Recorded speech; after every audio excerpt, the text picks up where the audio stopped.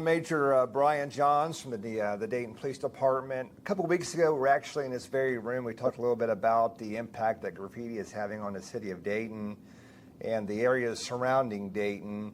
And the Dayton Daily News ran like a front page article about the issue of graffiti and how it impacts our community. So we do have some very good news today to share.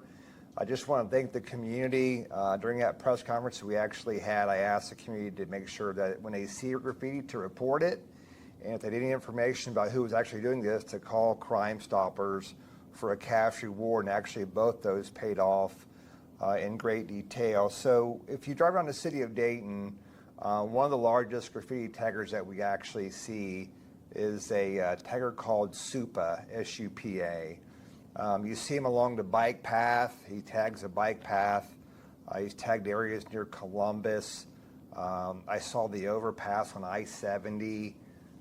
Near 75, it was tagged. Hundreds of tags all over the city of Dayton and beyond from SUPA. So thankfully, what a resident did recently, back on the area around June 8th, we noticed that SUPA had tagged all up and down the North Main Street corridor. A resident noticed those tags before the police did and called us about those tags. Thanks to that crime tip, we were actually to go out and get video. And thanks to that video, we were actually able to identify who SUPA was and hold him accountable for his tagging. So we're going to show you like a photograph of the actual tag first that was placed on the North Main Street building right there. That was actually tagged on the evening, I guess early morning hours of June 8th. It was like raining that day, but video shows the guy going there and painting this tag. If you actually look, the tagger even puts his own personal initials inside the tag of RTB. And that's SUPA's tag. We'll now show you a photograph of SUPA. This is one of his photographs. That's a young man there, 19 years of age. And the next one will show actually who he is. His real name is Roman Balmer, and he lives with his parents in Englewood, Ohio. Doesn't even live in the city of Dayton area. So I just want to just reiterate to thank you a couple things. Thank you for the resident who called in, noticed those tags, and call the Dayton Police Department so we can actually go out there and get that video. We're a very busy department. If they wouldn't have called in, more than likely we wouldn't have actually saw those until it was too late and the video would have been gone. So thank you for that. Thank you for the tips that we got regarding who SUPA was that allowed us to actually solve this case.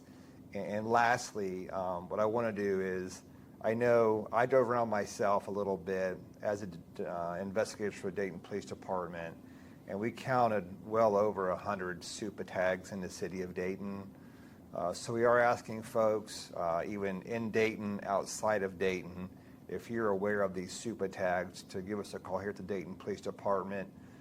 Call the Investigation Division at 333-1109 and make us aware of those tags, because part of the accountability of this type of crime is that we are going to require and request that he be responsible for going out and painting over all of his tags in the city of Dayton and beyond. So if you're in Dayton, if you're outside of Dayton, if you're aware of a SUPA tag, please let us know, and we will have Roman work on getting those covered up as part of his restitution for what he's been doing in the city of Dayton. So that's all. I have one more thing I do forget. We did have a couple more taggers tag the area of North Main Street and West Fairview. So we are asking for the community's help in identifying those people. One thing that was called in was power boxes along West Fairview that were like being tagged with the, we'll actually share these with you later on, but they were the tag of retail. in cursive lettering on numerous boxes along Main Street in West Fairview. And also another tagger that we have been noticing popping up all over the city of Dayton, this one by the name of JK47. So we are familiar with these taggers. We're asking for the community's help in identifying who they actually are that are tagging in Dayton and outside of Dayton, much like SUPA has. So a lot of work is going into this. We're a city who appreciates art. If you want to do a mural, I mean, if you look in the area of Kiowee Street, there's some great graffiti-type murals over there that have been done with city input and help getting permits. I will personally help you through that process if you want to do a mural in the city of Dayton and do it the right way. But tagging the bike path where folks, ride their bikes to try to have a nice day. Tagging somebody's business, their vehicles, their houses, it really just it needs to stop. This young man here, he's 19 years old, but I mean he knows better than to do this. I'm not even sure what he gets out of it, except maybe that all the folks in his inner circle who know him as SUPA can see his tag. I'm not really sure what the other benefit is that, and it really impacts our community. We have a lot of folks who take pride in their homes, take pride in their community, and when somebody comes in, like Roman, on a Saturday night at night and just tags all up and down the street where they live and have to see it, it's just not right for them either to live with that. So that's what we're trying to do. We have some plans too in the future to kind of work together with community groups and businesses to paint over graffiti that's in our community to make it much better. We had a graffiti task force some years ago, looking to bring back with local artists and try to put some murals up. And like I said, we do appreciate art, but we like to do it the right way. We'll let you can have your expression. I like all types of art, but we have plenty of blank canvases that we can utilize for that are in need of art and not just tagging. So I'll take any questions if you have them. Major Johnson, could you speak, you say this, we respect art, this, a lot of people would say this is just about expressing themselves and everything. Sure. But, would you say you draw the line at kind of defacing, property? Right. Yeah, and that's the whole gist of it. I mean, we have a great process in the city of Dayton to do murals. There's permits. We'll work through that process with you, and actually go out and do something good for the community. But when you just tag your name on a building, it's about you, right? It's about the tagger. It's not about the community. And I think what is so appalling is that, that he chose to come to a community. He didn't even live here in the city of Dayton. If you want to go, tag someplace, I guess go tag your parents' house where you live, right? Because he lives with his parents in a very nice house in Englewood, Ohio. But it just, I thought the audacity to come to Dayton, Ohio and do that, I thought was a little bit, beyond the pale. So, anything else?